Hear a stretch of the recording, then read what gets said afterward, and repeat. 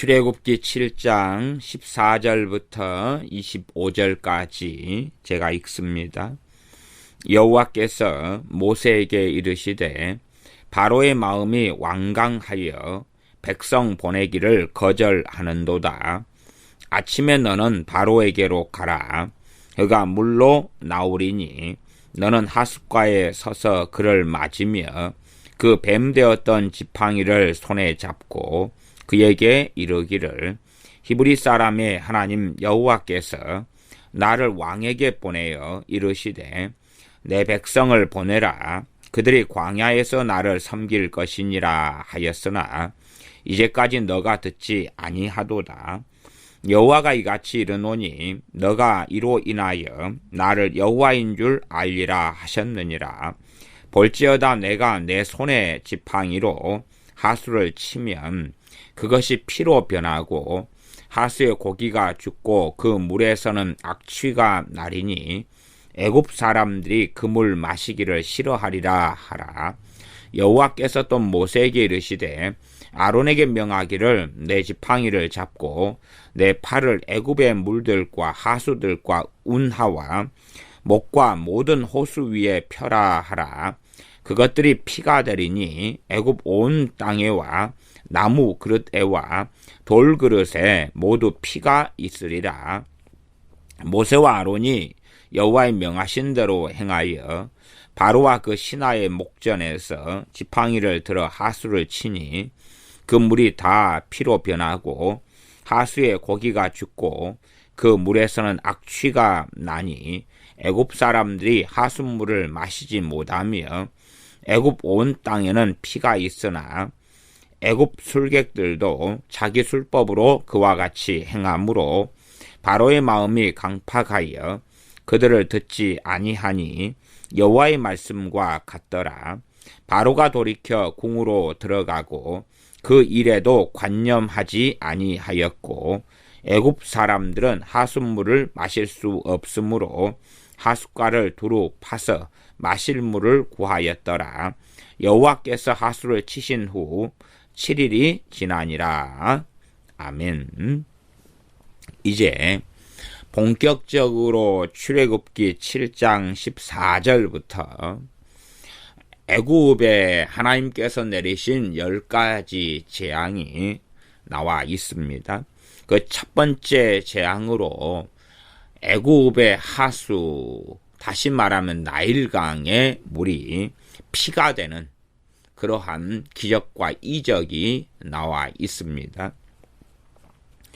좀 어려운 이야기지만 이 나일강이 피가 되는 것부터 시작하여서 10가지 재앙을 어떤 경우에는 이 십계명의 말씀하고도 연계시켜서 해석해 볼 수도 있습니다.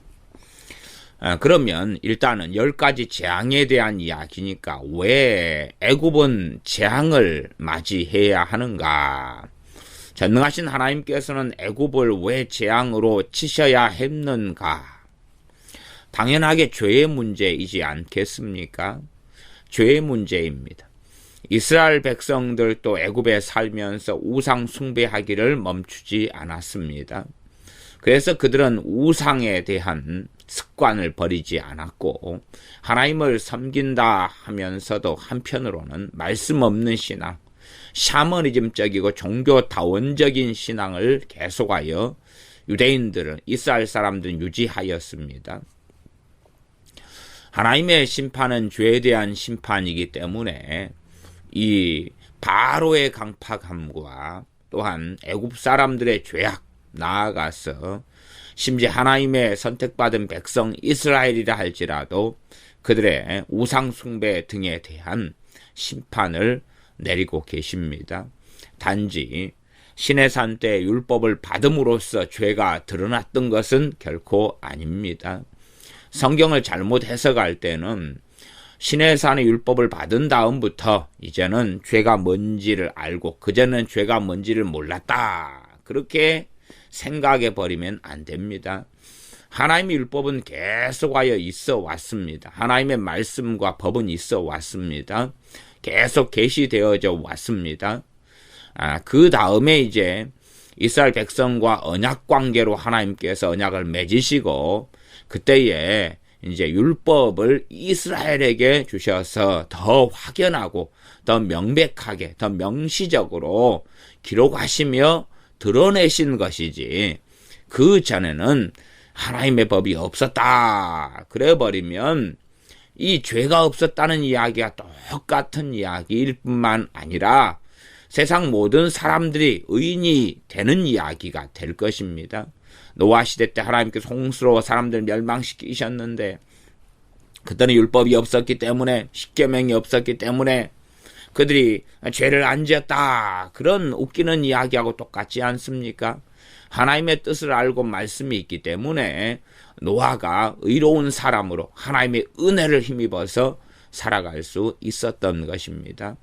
그러므로 성경을 자꾸만 어떤 율법이 나오고 법이 나올 때에 문맥적으로 시내산에서 받은 율법을 이야기하는 건지 아니면 좀 더 폭넓게 가서 전반적인 하나님의 법을 말씀하시는 건지까지 우리가 살펴보아야 됩니다.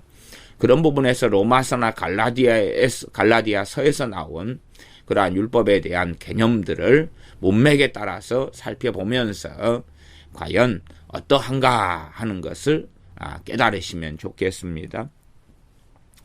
그래서 이 10가지 재앙은 당연히 애굽 또 바로 왕의 강팍함과 죄악 때문에 일어나는 하나님의 심판이고 하나님의 진노고 하나님의 징계입니다. 나아가서 이러한 재앙들을 고센 땅에 살고 있는 이스라엘 백성들도 경험합니다. 함께 경험하는 재앙도 있고 아니면 이 고센 땅에는 재앙이 없는데 이스라엘 땅에만 경험하는 재앙도 있습니다. 이 애굽의 하수가 피로 변하는 재앙은 그 애굽의 하수 나일강은 애굽의 젖줄이고 애굽의 전체로 이 지류를 따라서 흘러가면서 이것을 막아서 댐을 만들고 저수지를 만들고 등등 되어져서 이 애굽 사람들이 거의 다 먹고 마시는 것이 되었기 때문에 애굽에 있는 하수의 어떤 물들은 이스라엘 백성들도 먹고 사는 근원이 되었다는 것을 우리는 알 수가 있습니다. 그렇기 때문에 애굽의 하수가 이 피로 변한 이 재앙은 고센 땅에 살고 있는 이스라엘 백성들까지라도 그것에서 예외가 될 수 없었다는 것은 우리가 기억할 수가 있겠습니다. 자, 그러면 14절부터 말씀을 읽어가면서 살펴봅니다. 출애굽기 7장 14절입니다. 여호와께서 모세에게 이르시되 바로의 마음이 완강하여 백성 보내기를 거절하는도다. 이 바로의 마음의 강팍함에 대해서는 반드시 두 가지 측면을 이해해야 됩니다. 하나는 하나님께서 강팍하게 하시는 것이 있습니다. 그러나 하나님의 강팍해 바로의 마음을 하시는 것은 항상 절대적인 측면은 아닙니다. 무슨 말인고 하니 하나님께서 바로의 마음을 강팍하게 하실 때가 있고 그리고 그를 내버려 두실 때가 있는 것입니다. 바로의 마음을 강팍하게 하시는데 하나님께서는 절대적으로 항상 언제나 바로의 마음을 강팍하게 하신 것이 아닙니다.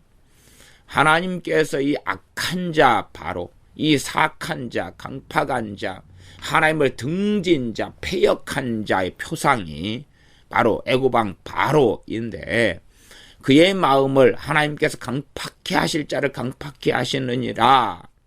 그리고 명백하게 하나님은 말씀하고 계십니다. 그럼에도 불구하고 이제 또한 다른 측면은 바로에게도 하나님께서는 시간과 기회를 그럼에도 주고 계시다는 사실입니다.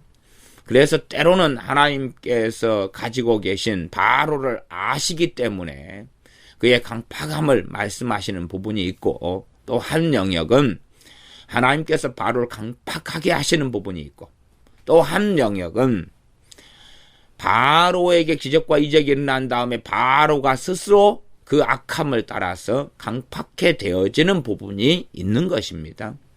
그러하지 하나님께서 바로를 절대적으로 강팍해 하셨기 때문에 그런 식으로만 간다면 잘 이해하지 못하는 어리석음을 가질 겁니다. 일단은 그러한 부분에 대해서 이 14절부터 25절까지의 내용 가운데 제가 조금의 논증을 하겠습니다. 14절에는 여호와께서 모세에게 이르시되 바로의 마음이 완강하여 백성 보내기를 거절하는도다. 하나님께서 모세에게 하시는 말씀이에요. 이게 바로가 백성 보내기를 거절하는도다 하는 것은 여기서 하나님께서 내가 바로의 마음을 강팍해 했기 때문에 그는 거절 안 하고 싶어도 거절할 수밖에 없다 그런 게 아니라 지금 14절 말씀은 바로의 문제를 이야기하고 있는 것입니다. 하나님께서 모세에게 내가 강팍해 했으니까 바로가 강팍한 거다 이런 말씀을 하시지 않고 여기서는 바로의 마음이 완강하여 그래요. 누구의 마음이요? 바로의 마음이. 바로는 완강하고 싶지 않은데 내가 완강하게 했기 때문에 바로의 마음은 강팍하기 싫어하는데 내가 강팍하게 했기 때문에 그렇게 말씀하는 게 아니라 본질은 바로의 마음이 강팍하여 완강하여 백성 보내기를 거절하는 것은 누가 하는 것입니까? 바로의 마음이 강팍하고 완강하기 때문에 바로가 거절하는도다 라고 하나님께서 말씀하시는 것입니다. 그러하지 내가 바로의 마음을 강팍하게 했기 때문에 그는 거절할 수밖에 없다 그런 말씀이 아닙니다. 또한 좀 더 살펴보면 23절에 보면 바로가 돌이켜 이 애굽의 하수나 물들이 피로 변한 다음에 궁으로 들어가고 그 일에도 관념하지 아니하였고, 관념 그 말은 관심 그렇게 다른 말로 지금 쓰는 말로 번역하면 좋겠습니다. 그 일에도 관심을 가지지 아니하였다. 내버려 뒀다는 것입니다. 이것은 바로의 자유의지를 이야기하는 것입니다. 바로가 애굽의 하수나 물들이 피로 변하여도 관심이 있었습니까? 없었습니까? 없었어요. 왜냐하면 바로의 술사들도 물을 피로 만드는 기적을 행할 수 있었거든요. 그래서 관심을 가지지 않았어요. 관념하지 않았어요. 이것이 바로의 강팍함입니다. 바로가 스스로 그렇게 한 것입니다.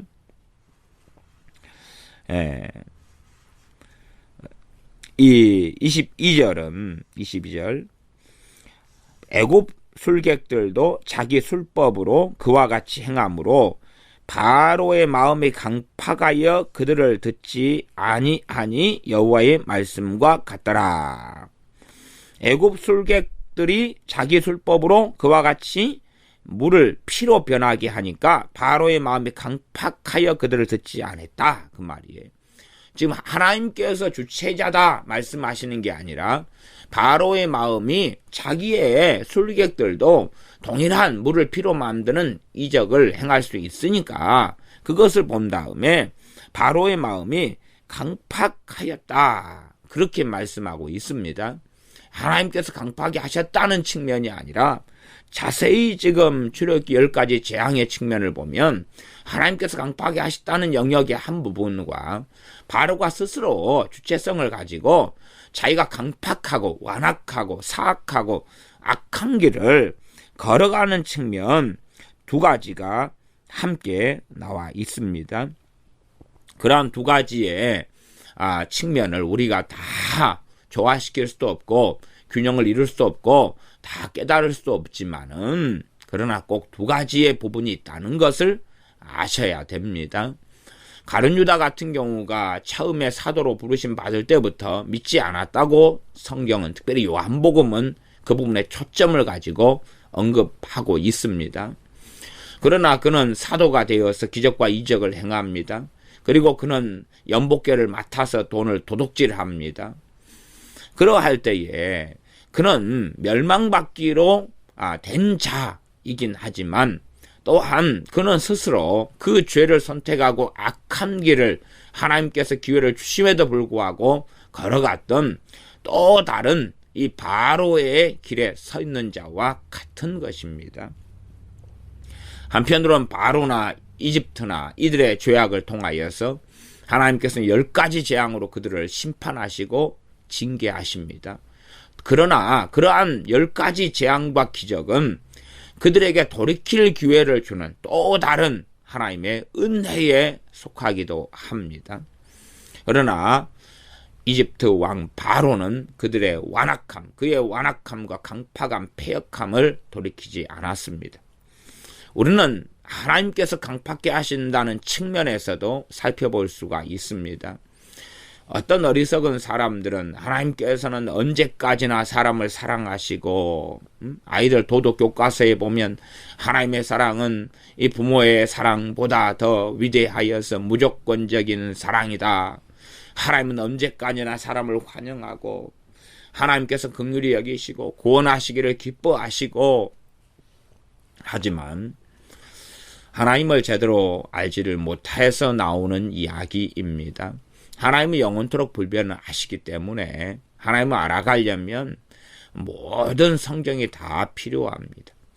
우리가 창세기부터 읽는다면 창세기에서 좀 읽다 보면 아담과 하와의 범죄를 통하여서 그들이 에덴 동산에서 내어 쫓김을 당하고 하나님 말씀대로 때가 되면 죽는 것을 발견하고 봅니다. 조금 시간이 흘러가면 그들이 타락하면서 인류가 하나님의 진노를 받아서 노아를 포함한 8명만 살아남고 홍수로 다 멸망시키시는 하나님을 만납니다. 사사기 같은 데 보면은 이스라엘 백성 선민이지만 그들이 하나님을 등지고 떠났을 때에 노예가 되어서 오랫동안 비참하게 살아오고 다시금 엎드릴 때에 사사를 보내시고 다시금 하나님을 떠날 때에 노예가 되어서 비참하게 살아오는 그 과정들을 보고, 그럼에도 불구하고 이스라엘 백성이 우상을 떠나지 않고 살아가는 모습, 그래서 나중에는 단지파 같은 경우를 통하여서 얼마나 이스라엘 백성 우상을 따라 살기를 좋아했는가 하는 것을 명명백백하게 보여주고 계십니다. 그러므로 하나님의 진노와 심판이 유감스럽게도 하나님의 선민 이스라엘에게도 멈추지 않았던 것을 보면서 하나님이 어떤 분인가 하는 것을 반드시 알아가야 됩니다.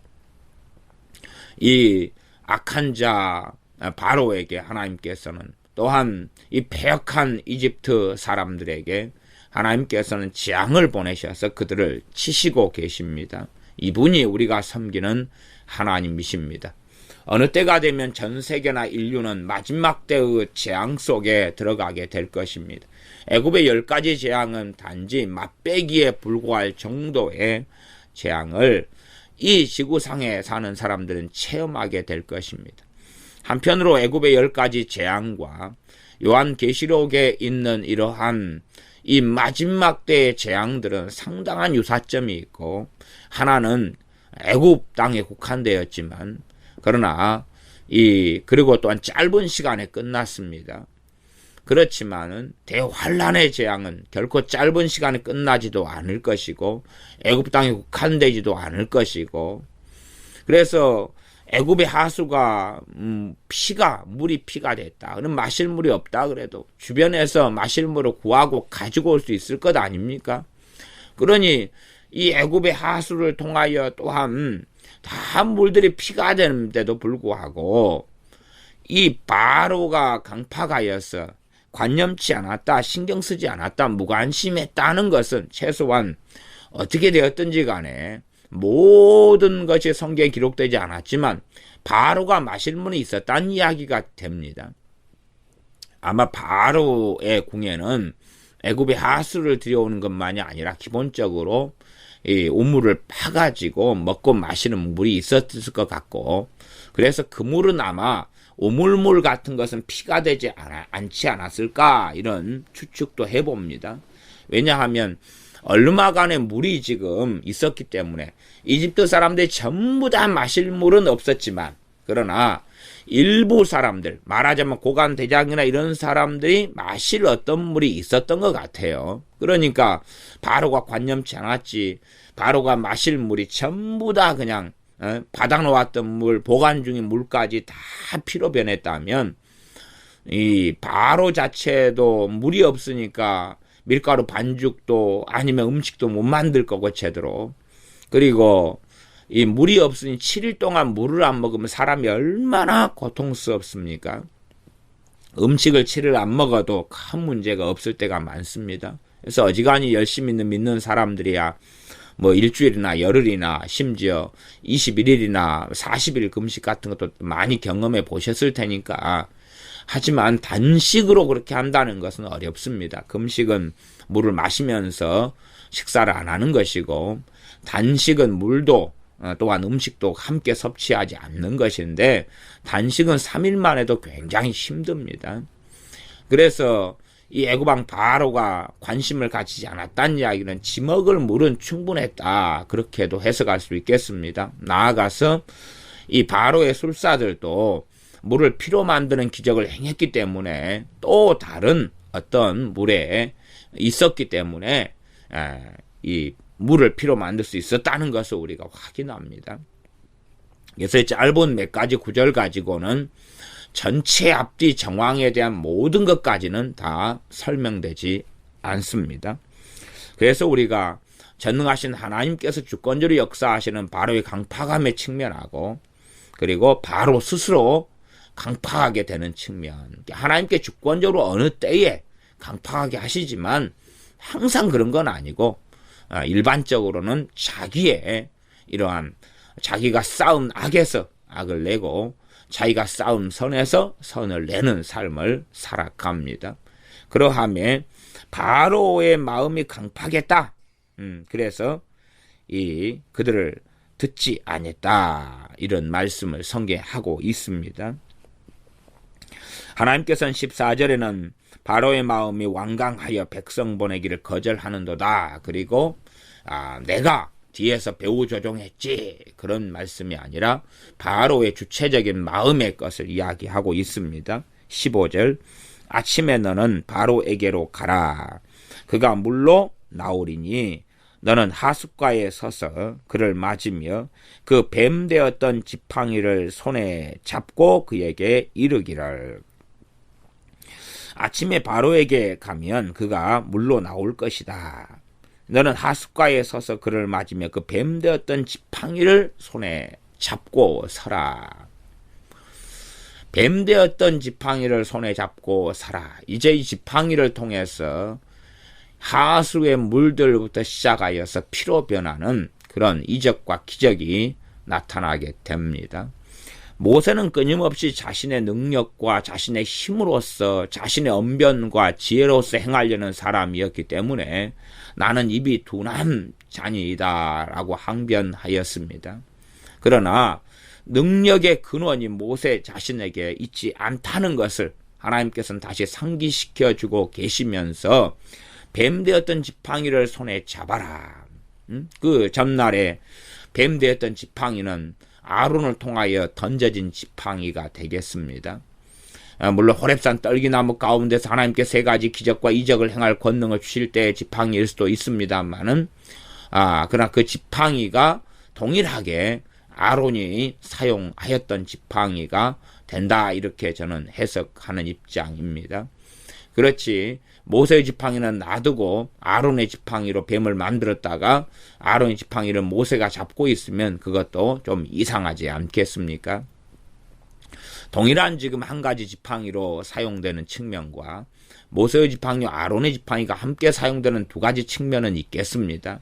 그렇지만 제가 최소한은 이 첫 번째 재앙, 물이 피가 되는 그런 재앙에 있어서는 이 지팡이를 잡고 그랬으니 지금 이 지팡이로 물을 피가 만드는 것을 우리가 알 수가 있습니다.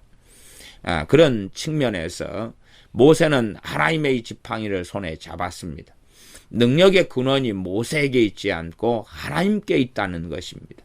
하나님께서 내가 행하겠다라고 말씀하시는 거지, 모세 너가 내 능력으로 너 언변으로 행한다 하는 이야기가 아니기 때문에 모세에게 하나님께서는 뱀 되었던 지팡이를 손에 잡고라고 명시적으로 정확하게 말씀하고 계시면서 모세의 주의를 환기시켜 주고 계십니다.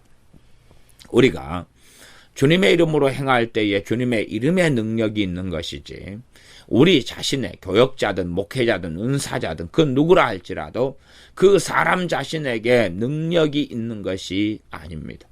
어떤 어리석은 사람들의 주술적인 기도는 자신의 기도에 대단한 능력이 있다고 생각하고 자신의 기도가 막강하게 하려고 울부짖고 부르짖고 큰 소리로 외치고 합니다.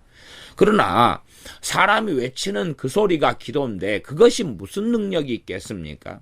사람이 부르짖는 그 소리가 기도라 할지라도 원천적으로 기도에는 능력이 없습니다. 기도회가 능력이 있다면 우리가 1시간을 기도하면 대단한 능력이 나타나고 2시간을 하면 대단한 능력이 나타나고, 그래서 어떤 어리석은 사람들은 열심히 기도하면서 자신이 열심히 기도했기 때문에 그 기도는 능력이 있을 것이다 라고 주장합니다. 그러나 사람의 기도에는 아무런 능력이 없습니다. 아무런 능력이 없습니다. 사람이 기도할 때 왜 능력이 있느냐 하면 그가 말씀을 믿고 기도할 때에 말씀이 능력이 있어 가지고 말씀을 믿는 믿음으로 인하여서 역사가 나타나서 결과론적으로는 기도가 능력 있게 보이는 것입니다. 그가 말씀에 의지하여 기도하기 때문에 그렇지, 말씀 자체, 기도 자체, 그 사람이 기도하는 행위 자체가 능력 있지 않습니다. 그러나 사람들은 주객을 전도하여서 하나님께서 받으셔야 될 영광을 금수와 버러지의 형상의 우상으로 만드는 것처럼 자신의 기도가 대단한 능력 있고 탁월하고 고차원적인 기도를 하는 등의 정신 나간 길로 걸어가기가 얼마나 쉬운지 모릅니다. 16절, 그에게 이르기를 히브리 사람의 하나님 여호와께서 나를 왕에게 보내어 이르시되 내 백성을 보내라. 그들이 광야에서 나를 섬길 것이니라 하였으나 이제까지 너가 듣지 아니하도다.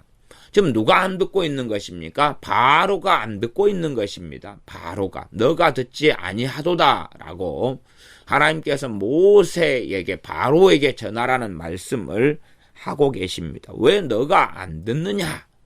내 백성을 보내서 광야에서 나를 섬기게 하라. 너가 듣지 아니하도다. 너가 안 듣는다는 것입니다. 이 많은 사람들이 바로의 길을 걸어갑니다. 강팍한 자의 길을 걸어가고 완악한 자, 완강한 자의 길을 걸어갑니다. 이러한 바로의 길을 걷는 사람은 교회 안에도 많이 있고 교회 밖에도 많이 있습니다. 정말 무서운 사람들 가운데에서는 교회 안에서도 정말로 많이 그런 자들이 일어나는 것을 봅니다. 그렇기 때문에 신약시대 같은 경우도 교회 안에서 일어나서 많은 이단과 사이비가 활동했습니다. 또한 믿는 자들이라 하는데 그 가운데 할례당이 일어나가지고 오히려 복음을 회방하면서 교회를 병들게 하고 악한 길을 걸어가게 했습니다. 대부분의 이단 사이비들 같은 경우도 교회 안에서 일어나서 밖으로 나가는 이단 사이비들이 대부분이었지, 불신자들 가운데 이단 사이비가 일어난 것이 아닙니다. 믿는 목사들, 목회자들, 또한 예수 믿는다는 집사들, 이런 많은 사람들 가운데 이단 사이비가 일어났었습니다. 그렇게 예수님을 안다, 믿는다, 성경을 본다는 사람들 가운데 이단과 사이비가 일어났던 역사지, 저기 어디 이슬람 신자 가운데 이단이 일어나고 사이비가 일어나고 저기 뭐 이상한 이러한 원시 부족처럼 살아가는 사람들 가운데 이단과 사이비가 교회 속에 일어나고 그런 것이 아닙니다.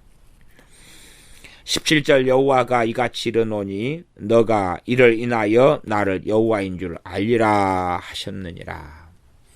나를 여호와인 줄 알리라 하는 것은 기적과 표적과 이적을 통해서 잠깐이라도 이러한 기적과 이적을 행하시는 분이 하나님이시다는 것을 인식하고 자각하는 것입니다. 그러나 그것은 진노와 심판으로 나타나는 것이지, 나를 여호와인 줄 알리라가 회개로 나타나고 구원으로 나타나는 것은 결코 아닙니다. 대부분의 나를 여호와인 줄 알리라는 하나님의 진노와 심판을 받아 멸망당하면서 깨닫게 되나 유감스럽게도 영원한 멸망과 지옥으로 떨어지는 가운데 벌어지는 일이 되어집니다. 내가 17절 하반절 내 손의 지팡이로 하수를 치면 그것이 피로 변하고 어느 지팡이입니까? 뱀되었던 지팡이입니다. 뱀되었던 지팡이. 그래서 아론을 통하여 그 지팡이를 던질 때에 술사들의 지팡이가 뱀이 되었을 때 다 잡아먹었죠. 그렇게 충격적인 그 지팡이의 경험을 최소한 바로는 가지고 있습니다. 그래서 내가 내 손의 지팡이로 하수를 치면 지팡이가 되어집니다. 지팡이. 그러니 아론이 사용했던 지팡이도 이 지팡이고 모세가 사용했던 지팡이도 이 지팡이라는 것을 최소한 이 첫 번째 재앙에서는 이해할 수가 있겠습니다. 내가 내 손의 지팡이로 하수를 치면 그러지. 그래서 제가 너의 지팡이 막 그럴 때에 이것의 히브리적인 단어가 어떻다 하는 이야기를 어제 말씀을 전할 때에 잠깐 했었습니다. 내가 내 손의 지팡이로 하수를 치면 그렇게 한 다음에 아론한테 너 손의 지팡이로 해라 그러면은 이 바로가 논리적으로 따지지 않겠습니까? 야, 어제는 너가 내 손의 지팡이, 네 손에 있는 지팡이로 한다 그랬으면서 그 지팡이하고 네 형인 아론이 가지고 있는 지팡이가 다른데 또 저걸로 또 하냐? 뭐 그렇게 논리적으로 따질 수가 있지 않겠습니까? 그런 의미에서 이 한 지팡이를 가지고서 행한다. 저는 이렇게 봅니다. 모세가 내가 내 손의 지팡이로 하수를 치면 그것이 피로 변하고 하수의 고기가 죽고 그 물에서는 악취가 나리니 애굽 사람들이 그물 마시기를 싫어하리라 하라. 지금 이게요. 하라 그러니까 지금 현재의 모세나 아론이 애굽왕 바로에게 전달하는 상황이 아니라 하나님이 지금 이렇게 해라라고 말씀을 하고 계시는 것입니다. 하나님이 하시고 계시는 말씀이지 실제로 모세가 바로를 만나서 하고 있는 이야기가 아닙니다. 그렇기 때문에 하나님이 직접 하신 이 말씀이 정확한 것입니다. 정확한 것이. 정확해서 저는 그런 면에서 모세의 지팡이, 하나님의 지팡이로 변한 그 모세의 지팡이, 그 지팡이 하나로서 벌어지는 사건이라고 논증합니다. 내가 내 손의 지팡이로 하수를 치면 그렇게 하나님께서는 그렇게 정확하게 모세에게 할 말씀을 주시는 것입니다. 내가 내 손의 지팡이로 하수를 치면 그것이 피로 변하고 하수의 고기가 죽고 그 물에서는 악취가 나리니 애굽 사람들이 그 물 마시기를 싫어하리라 하라. 19절 여호와께서 또 모세에게 이르시되 아론에게 명하기를 내 지팡이를 잡고 그렇게 이제 아론에게 명령을 해요. 그 전에는 바로에게 전달하는 내용에 내 손에 지팡이를 하수를 치면 그러니까 지금 너 지팡이를 잡고 할 때 너 지팡이가 그 지팡이가 되는 것이 맞다 그랬습니다. 번역본마다 그냥 지팡이를 잡고 그렇게 주로 번역하는 번역본들이 많은데 또 우리나라 번역본의 몇 개들은 너 지팡이를 이렇게 번역하고 있습니다. 혹은 너의 지팡이 그러는데 그런 식의 번역이 제가 볼 때는 다소 문제가 있다. 물론 누구 지팡이인지에 관념치 않고 번역을 했다고 저는 번역자들에 대해 생각합니다. 그들의 논리적으로 번역했겠지만 제가 볼 때는 그냥 그 지팡이 하는 것이 차라리 맞고 킹제임스 버전처럼 더 rod 하는 것이 더 맞다고 보여집니다. 아론에게 명하기를 너 지팡이를 잡고 그럴 때 그 지팡이를 잡고 그 지팡이를 잡고 아니면 지팡이 그렇게 보는 게 맞습니다. 지팡이를 잡고 너 팔을 애굽의 물들과 하수들과 운하와 목과 모든 호수 위에 펴라 하라. 그것들이 피가 되리니 애굽 온 땅에와 나무 그릇에와 돌 그릇에 모두 피가 있으리라. 이렇게 지팡이를 가지고 하수를 치니까 피가 되고 그 다음에 지팡이를 가지고서 이제 펴가지고 애굽의 물들과 하수들 운하와 모든 호수 위에 펴라. 펼 때에 그것들이 피가 된다. 그 물들이 피가 된다는 것입니다. 자세히 보시면 이 애굽의 하수들이 나옵니다. 하수들은 이 나일강이 이제 큰 강이기 때문에 흘러오다 보면은 지류가 생겨나지 않습니까? 그래서 하수들이라는 이야기가 나옵니다.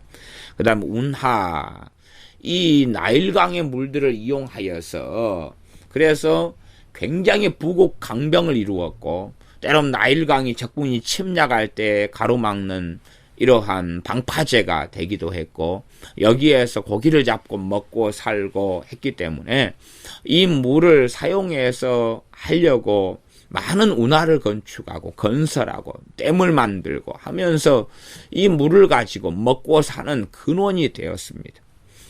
이 나일강이 없었다면 이집트가 거기에 생기지 않았을 것입니다.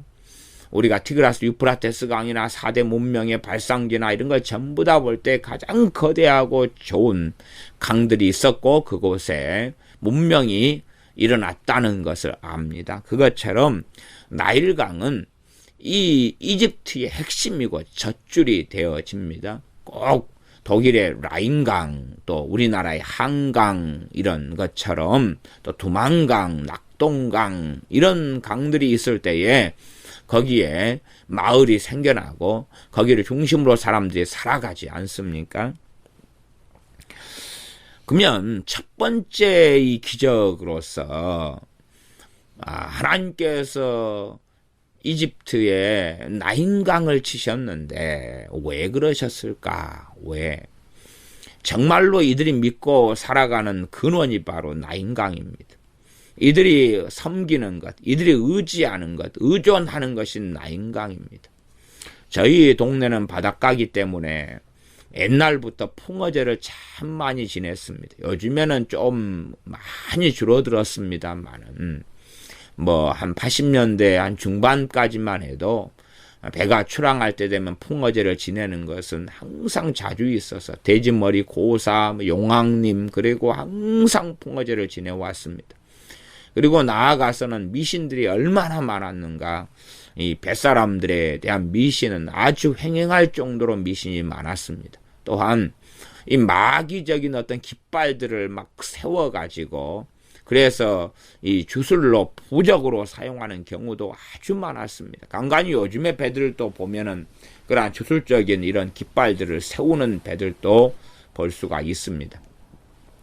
그렇게 이 바닷가에 사는 사람들은 바다를 의지하고 사니까 바다의 물고기가 많이 잡혀야 되니 이 물고기가 잡히기 위해서 바다의 신은 용왕이다. 용왕에게 빌고 그리스 로마 신화는 포세이돈이다. 그래서 하는 것처럼 이집트는 나인강이 그들의 먹고 사는 중심지이기 때문에 이것을 의존하고 이로 인해서 자기들의 신이 이 나인강을 중심으로 역사하는 것 아니겠습니까?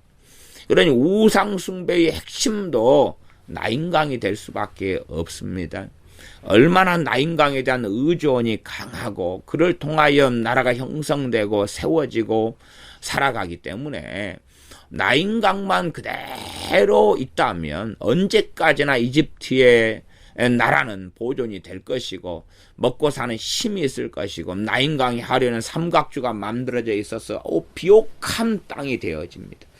간간히 나인강의 범람이 있어서 그 땅들을 덮치지만 그러나 나인강의 범람 이후에는 다시 더 아름다운 비옥토가 만들어지는 것은 일상적인 일이었습니다. 하나님께서는 이집트가 의존하는 것을 치시고 계십니다. 그래서 이 물들을 피로 만드시면서 꺾고 계시는 것입니다. 그들의 우상을 철저히 무너뜨리고 계시는 것입니다. 그들이 신으로 삼고 섬겼던 그들의 신이 나인강을 지켜주지 못하는 것이고 그들의 생명의 젖줄로 삼아왔던 나인강이 피로 변하니 이집트 사람들은 하나님께 돌아오며 하나님께서 참으로 징계를 받아 심판 가운데 여호와인 줄 아는 것이 아니라 하나님 살아계신 하나님을 섬길 만한 기회를 주고 계시는 것입니다. 그러나 이집트의 신과 전능하신 하나님이 싸우시는 게 아닙니다. 신들이란 존재는 없고 더러운 악한 영들이 신의 흉내를 내고 있을 뿐이고 온 상천 하지의 신은 하나님 한 분 외에는 존재하시지 않습니다. 그러나 유감스럽게 이집트 사람들이나 이런 바로 같은 경우는 단지 그냥 이스라엘의 신 정도로만 전능하신 하나님을 생각하는 관념 속에 머물러 있었습니다. 20절입니다. 모세와 아론이 여호와의 명하신 대로 행하여 바로와 그 신하의 목전에서 지팡이를 들어 하수를 치니 그물이 다 피로 변하고, 이제 본격적으로 19절까지는 하나님께서 모세에게 명하신 것이고, 14절에 여호와께서 모세에게 이르시되, 그래 지금 모세와 아론에게 이르신 것이 아닙니다.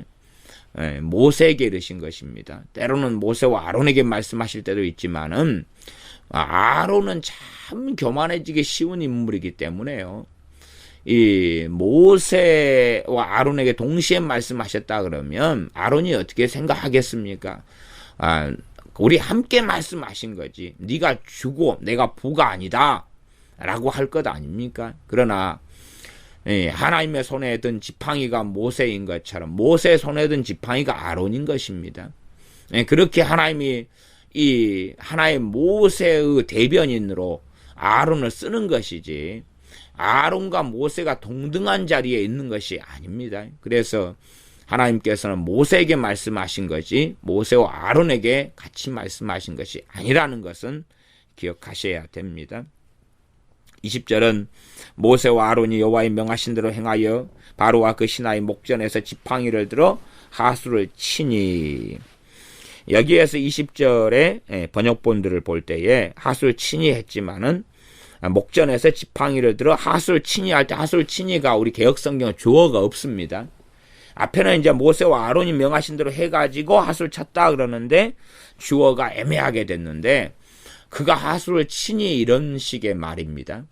이제 그 할 때 단수가 되니까 모세와 아론 중에 한 명이죠. 한 명인데 번역본마다 이제 이것을 모세로 번역한 번역본이 있고 아론으로 번역한 번역본이 있습니다. 예를 들어서 새번역 성경 같은 경우는 모세가 하수를 치니 이렇게 번역이 되어 있고, 우리나라 번역 성경 몇 가지를 보면 또 우리말 성경이나 이제 그 외에 쉬운말 성경이나 이런 건 공동 번역 이런 것들 같은 경우는 아론이 하수를 치니 이런 식으로 되어 있습니다. 그래서 번역하는 사람들 자체는 얼마나 히브리 헬라어에 능통합니까? 능통한데도 히브리 헬라어를 몇십 년, 3, 40년 하고 그랬는데도 이렇게 의견이 갈라져요.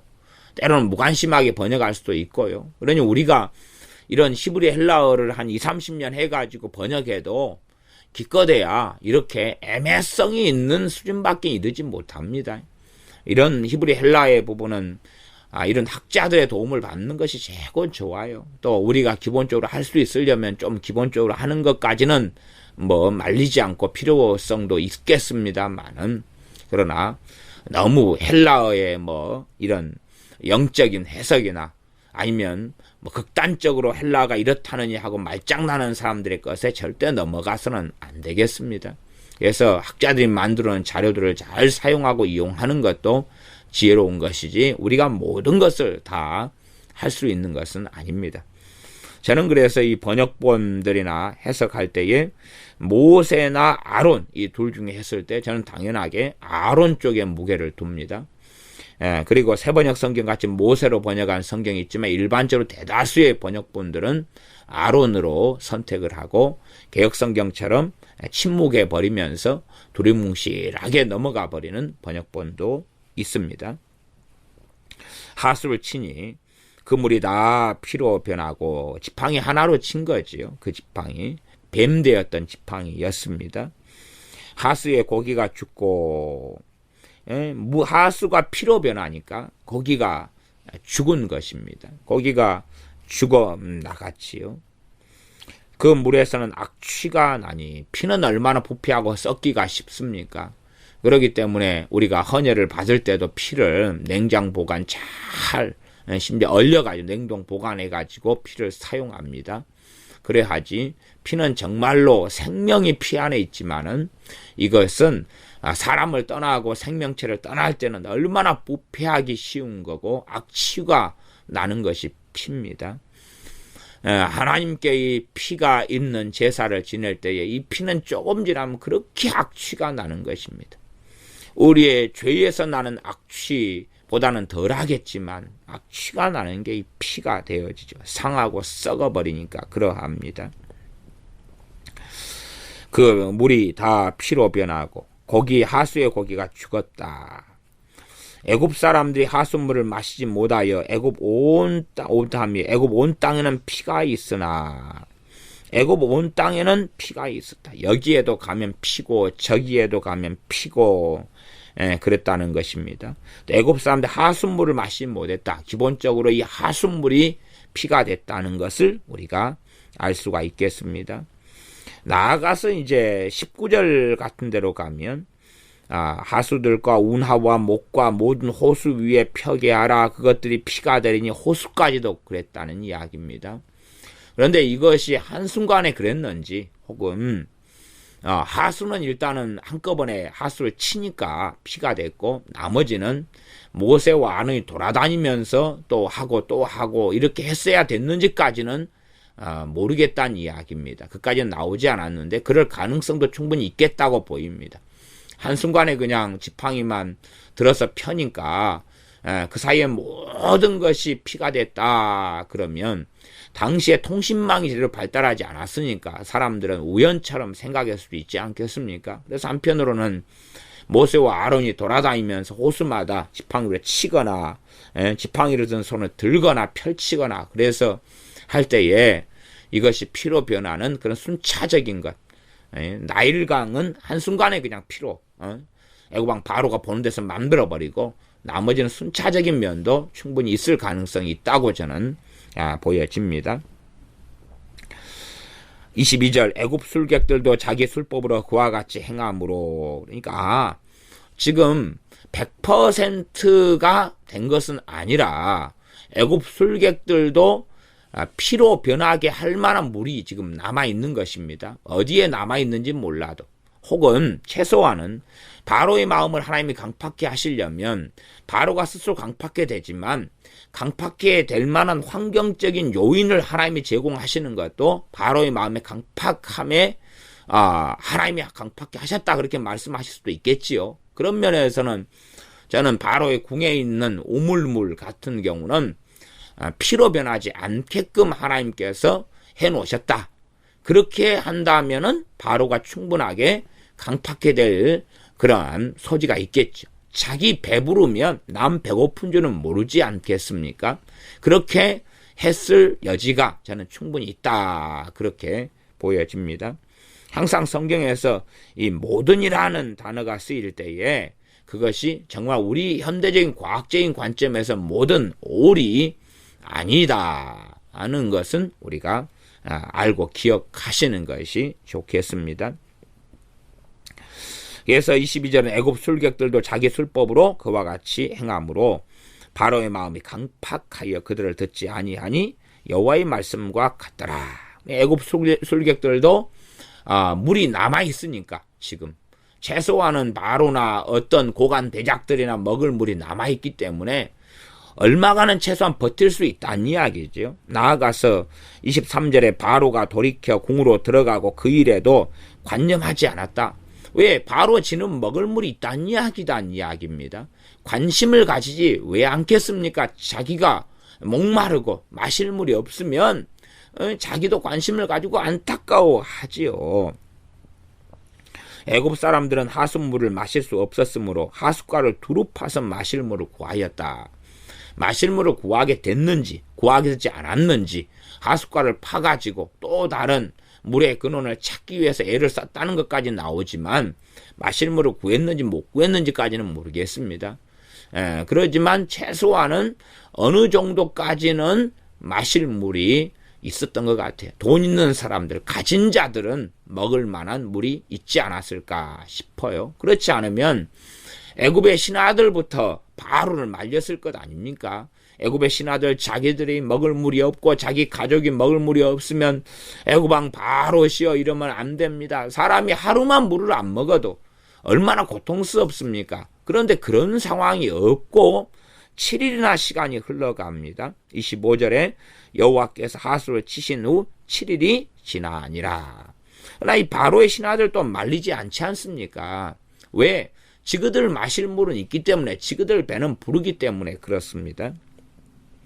이제 22절만 좀 살펴보고 말씀을 마무리해 가겠습니다. 애굽 술객들도 자기 술법으로 그와 같이 행함으로. 하나님께서는 이 땅 위에 이 마귀를 통해서도 기적과 이적이 일어나도록 허락하십니다. 이것이 하나님의 뜻이고 하나님의 방법입니다. 그렇기 때문에 어떨 때는 성령 은사를 모방하여서 마귀가 행하는 일도 유감스럽게 있다는 것까지는 우리가 기억하셨으면 좋겠습니다. 성경 신명기 13장을 보겠습니다. 성경 신명기 13장. 신명기 13장 3절입니다.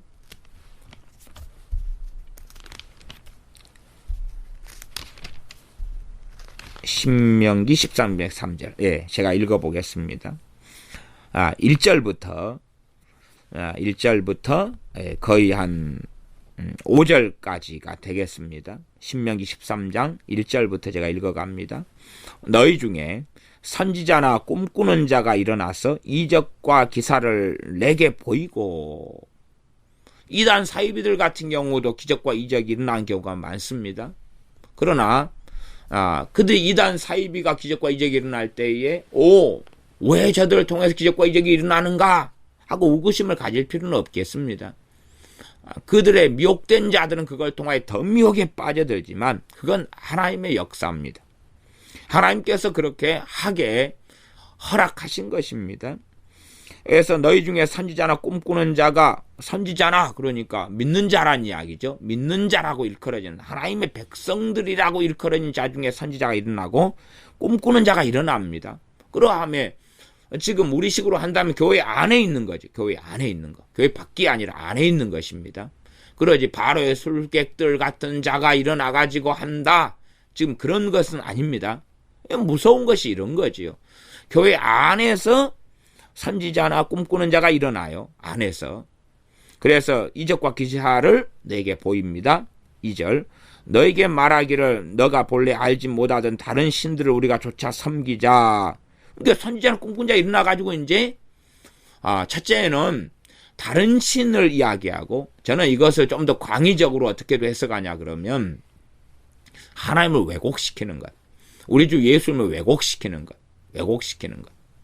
그런 것. 동성애도 하나님께는 기뻐하신다, 원하신다, 그들도 사랑하셔서 결국은 천국 간다. 이렇게 성경 66권하고 다른 이야기를 하는 다른 하나님을 만들어내는 것까지도 저는 포함시킵니다.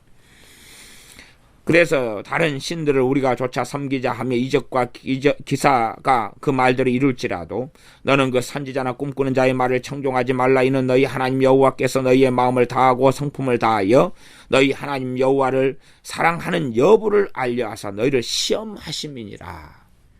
기적과 이적이 무당이나 술사나 점쟁이들이나 이런 사람들 위해서 또한 하나님 말씀을 어기고 교회 안에서 일어나지만은 하나님 말씀을 왜곡하는 자들을 통해서 일어나는 것은 그들을 하나님께서 시험하시는 거다. 그 말입니다. 시험하시는 거다.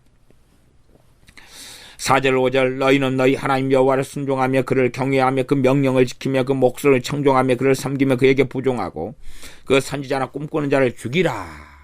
지금은 죽이면 안 됩니다.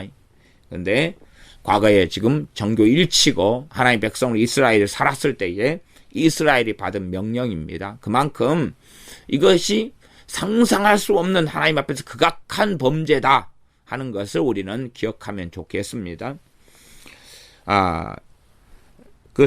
죽이라. 이는 그가 너희를 애굽 땅에서 인도하여 내시며 종되었던 집에서 속량하여 취하신 너희 하나님 여호와를 배반케 하려 하며 너희 하나님 여호와께서 내게 행하라 명하신 도에서 너를 꿰어내려고 말하였습니다. 너는 이같이 하여 너희 중에서 악을 제할지니라. 악을 제하라는 게 하나님의 말씀입니다. 신약 성경에서는 데살로니가 후서에 나와 있으니까 데살로니가 후서 2장을 찾아보겠습니다. 데살로니가 후서 2장 9절부터 12절까지 제가 읽어보겠습니다. 데살로니가 후서 2장 9절부터 12절입니다. 악한 자의 임함은 사단의 역사를 따라 모든 능력과 표적과 거짓 기적과, 지금 초대교회 시대에 사도 바울을 통하여 데살로니가 후서에 하나님께서 말씀하고 계시는 것입니다. 악한 자의 임함이 사탄의 역사를 따라 모든 능력, 표적, 거짓 기적이다, 그런 것입니다. 거짓 기적도 있지만 지금 표적 능력이 꼭 있다고 그러는 것입니다. 다 그냥 거짓말만은 아닙니다. 10절, 불의의 모든 속임으로 멸망하는 자들에게 임하리니, 그런 기적과 표적이 나타나는데 멸망하는 자들은 거기에 넘어간다는 것입니다. 멸망하는 자들은 거기에 넘어가고, 이는 저희가 진리의 사랑을 받지 아니하여 구원함을 얻지 못함이니라. 진리의 사랑을 받지 아니하여, 받아들이기를 거부하여, 그 말입니다. 받아들일 거부하여. 그러지 하나님께서 인류를 사랑하시기 때문에 마귀는 아무 능력도 행하지 못하게 하시오. 하나님께서는 거짓 기적이라는 건 없게 하시오. 마귀를 통한 표적이나 기적은 없도록 하나님이 하시오. 때로는요, 마귀 역사를 통하여 죽은 자도 살아납니다. 그런 일들이 사실 역사적으로 많이 있어 왔습니다. 잘 모르시는 분들은 이해 못 하시겠지만, 사실은 제 돌아가신 큰삼촌 같은 경우도 죽었다가 살아나시고 이런 경우들이었어요. 옛날엔 그런 게 참 많이 있었습니다. 신비롭게 죽었다가 살아나요. 그 다음에 죽은 다음에 이제 별 이상한 거 막 저승을 갔다가 어쩌고 막 봐서 살아난 다음에 그것을 전파하고 퍼뜨립니다. 그러니 사람들은 그걸 막 받아들이고 믿지요. 그러면 누가 입신했다, 누가 죽었다가 살아서 뭘 봤다, 천과 지옥을 봤다 하는 이야기라도 다 믿으면 안 됩니다. 옛날에 한 60년대 이럴 때는 그런 일이 정말 많이 있었어요. 70년대도 그런 일이 종종 있었습니다. 죽었다가 살아난 사람들이 많이 있어요. 많이 있어요. 근데 그 사람들이 그러면서 경험한 것들이 있어요. 경험한 것들, 본 것들이 있어요. 사후세계에 대한 것을 경험하고 보고, 그런 것들이 다 하나님 말씀 66권과 어긋나면 마귀적인 것입니다. 지금은 죽었다가 살아났고 천과 지옥을 봤다 해서 정말 그럴듯한 것을 말하는 사람들이 있는데, 그런 경험이 하나님께로부터 바로 난 경험이 없다는 것은 아닙니다. 그러하나 하나님께서는요, 그 사람의 체험에 의지하여 살기보다는 하나님 말씀의 영광을 돌리고 말씀 중심의 신앙이 되기를 원하십니다. 어떤 사람이 자신의 체험만 증거하고 다닌다면 그럼 말씀 중심의 신앙입니까? 아니면 체험 중심입니까? 이미 그것은 그것 자체로서 저는 하나님께로부터 그 경험이 오지 않았다고 저는 증언합니다. 사도 바울 같은 경우가 셋째 하늘을 보았습니다. 3층 천을 경험했습니다. 그러나 그에 대한 내용을 자세히 성경에 언급합니까? 언급하지 않습니까? 3층 천의 체험을 사도 바울은 자세히 언급하지 않습니다. 그것이 하나님께로부터 온 것이라 할지라도 그러한 체험에 사람들의 관심과 눈을 돌리기를 원치 않기 때문에 그렇습니다. 우리는 우리의 체험, 다른 말로 하면 우리의 간증을 증언하는 사람들이 되어서는 안 됩니다. 간증과 체험은 하나님 말씀을 정말로 많이 왜곡하며 오도시킬 위험성이 너무나 많습니다. 사람의 체험 중심의 신앙에 빠져서 나도 저 같은 체험을 하게 해주십시오. 저 사람은 저런 체험을 했다는데 나는 뭡니까? 그리고 하나님 말씀을 구하며 하나님 말씀을 주신 하나님을 찬양하고 경배하며 66권의 사람이, 한 권 책의 사람이 되지는 아니하고 끊임없이 체험에 몰두하여 사는 사람들이 되기를 원합니다. 진실한 하나님의 사람들, 미혹에 빠지지 않은 하나님의 사람들은 체험이란 건 지푸라기처럼 큰 값어치가 없다는 것을 압니다. 그렇기 때문에 체험은 우리가 하나님의 사람으로 살기 때문에 있을 수밖에 없어요. 하나님과 함께 사는데 왜 체험이 없습니까? 왜 내 양은 내 음성을 들으며 했는데 주님의 음성을 듣는 일이 왜 없습니까? 그러하나 그것은 지푸라기에 불과하니 대단한 가치가 없습니다.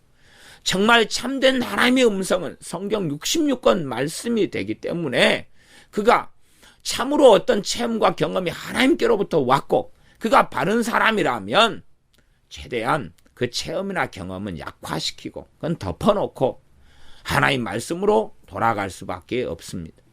그러하나 그가 어리석고 완악한 강파가다면 그 체험이 하나님께 왔다 할지라도 그 체험을 통하여 자기를 드러내고 자기를 과시하고 자기를 위대한 사람, 대단한 사람으로 만들고 대단한 모세와 같은 하나님의 사람으로 만들어가면서 체험만을 이야기하고 살아갈 것입니다. 하나님 말씀을 설교자가 전하는 게 아니라 간증만 하고 돌아다니겠죠. 나는 이런 경험을 했다, 이런 음성을 들었다, 이런 것을 보았다, 그렇게 하고 살아가겠죠. 정말로 그런 사람을 하나님이 기뻐하시겠느냐 하는 것입니다. 무슨 지옥의 체험, 천국의 체험을 했습니다. 너는 이것을 증언하라. 정말로 그게 성경 66권하고 맞습니까? 하나님의 사람은 복음을 증언해야 되고 하나님의 말씀을 증거해야 되는 것이지. 천국과 지옥을 경험했으니 또 다른 성경 66권 이상의 67권, 8권을 쓰는 것입니까? 저는 너는 이것을 너 본 것을 증언하라. 이것이 성경 66권에 있는 것에 국한되었다고 저는 보지. 또 다른 입신의 체험, 또 다른 천국 지옥의 체험을 증언해라 하는 하나님 말씀을 저는 신뢰하지 않습니다. 성경 66권으로 그것이 입증될 수 없다고 저는 봅니다. 10절 모든 불의의 속임으로 멸망하는 자들에게 이 말이니 데살로니가후서 2장 10절 제가 읽고 있습니다. 이는 저희가 진리의 사랑을 받지 아니하여 구원함을 얻지 못함이니라.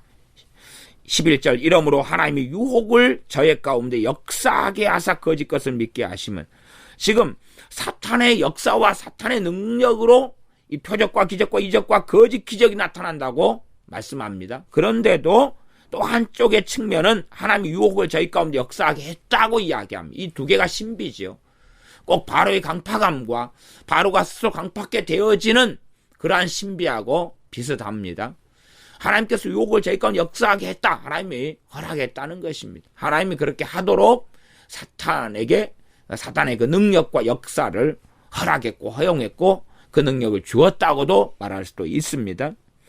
그래서 하나님의 유혹을 저희 가운데 역사하게 하사 거짓 것을 믿게 하심은 지금 믿게 하셨다. 하나님께서 강제로 믿게 한 게 아닙니다.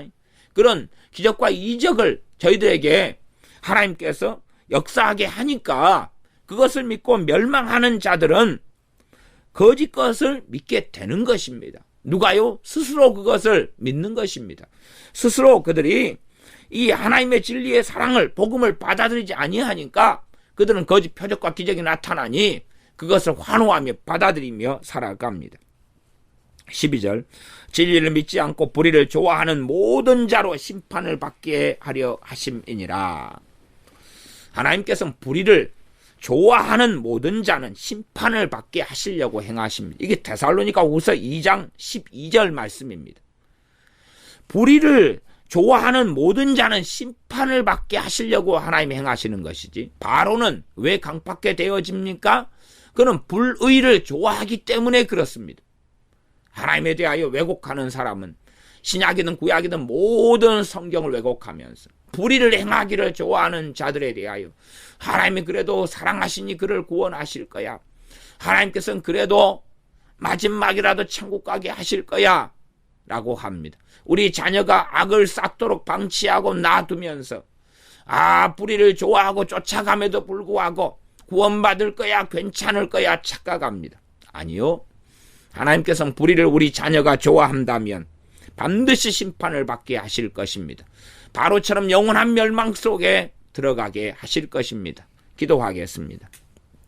우리가 하나님의 말씀을 왜곡하는 사람들, 하나님 말씀을 덮어버리는 사람들이 아니라 전능하신 하나님께서는 의를 좇는 자들에게 하나님의 의로우심을 보이시며 하나님의 긍휼과 자비를 보이시며 또한 불의, 악함을 좋아하는 모든 자에게는 거짓 기적, 능력, 표적, 이 악한 마귀 역사를 따라 나타나서 그것을 믿게 하시면서 심판을 받게 하시는 하나님이시라는 것을 우리가 성경을 통해 보험에 참으로 전능하신 하나님을 왜곡하거나 진리를 왜곡하거나 훼손시키거나 혼잡케 하는 악한 자들이 아니라 하나님을 구하며 찾으며 의를 따르며 구하기를 원하는 자에게 긍휼과 사랑과 자비를 베푸시며 불의를 좋아하며 따르는 자들에게 하나님의 진노와 심판을 보이시오매 그러한 하나님을 우리가 아버지로 섬기며 하나님 말씀을 붙잡고 살며